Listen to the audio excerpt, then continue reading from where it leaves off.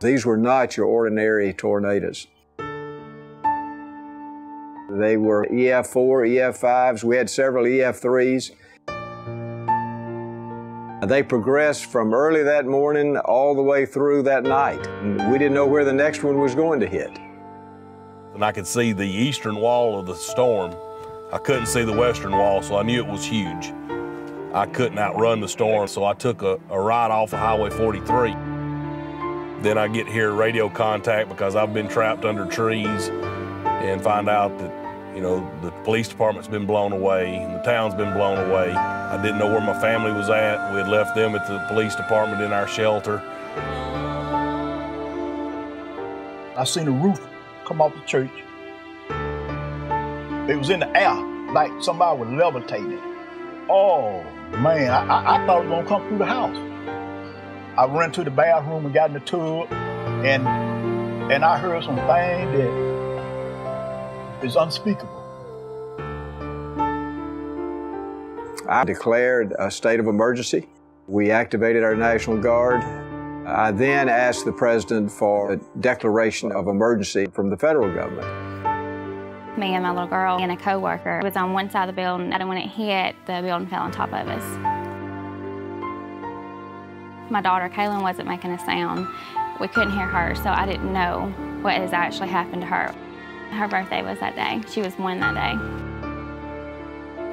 We all went in the bathroom, and it hit as soon as I shut the bathroom door. I mean, it ripped the roof off the back and the sheds and everything, and tore all the windows out and the siding off. She was listening to the radio in the truck, and she heard that, you know, it was 10 minutes to rain's coming. And her and 2 of the kids went down to the rocks. That's all you could see was a tornado. We didn't have 10 minutes.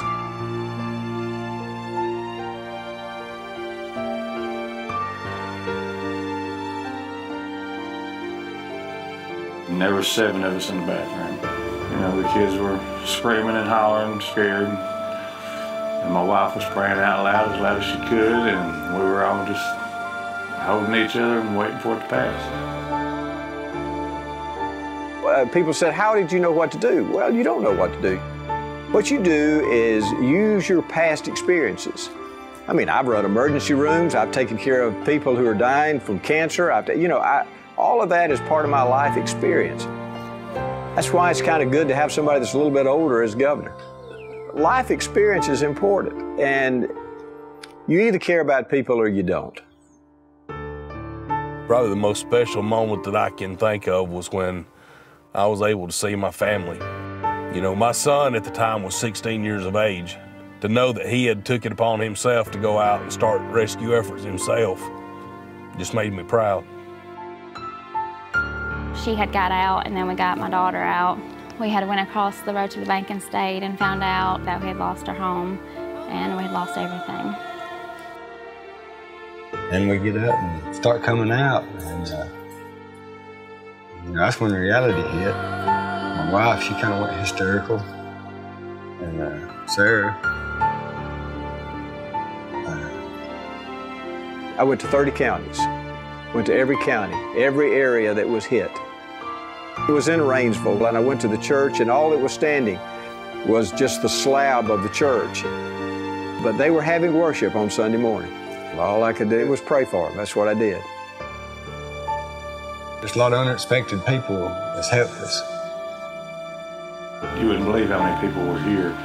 Just some surroundings, cooking for people. I mean, there was groups up and down the road, I mean, coming around on trailers, passing out food and water, or trying to help with the cleanup, or the brush, the debris and everything. It was just, I mean, there was groups set up on the side of the road cooking, you know, and you just stopped and they fed you.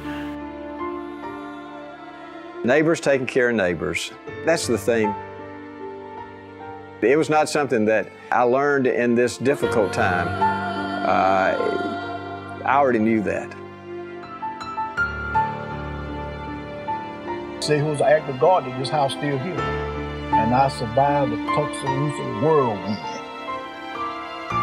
I learned that, you know, things does not matter. Because we could have easily been taken that day, easily, and especially her. So it's a birthday to never forget.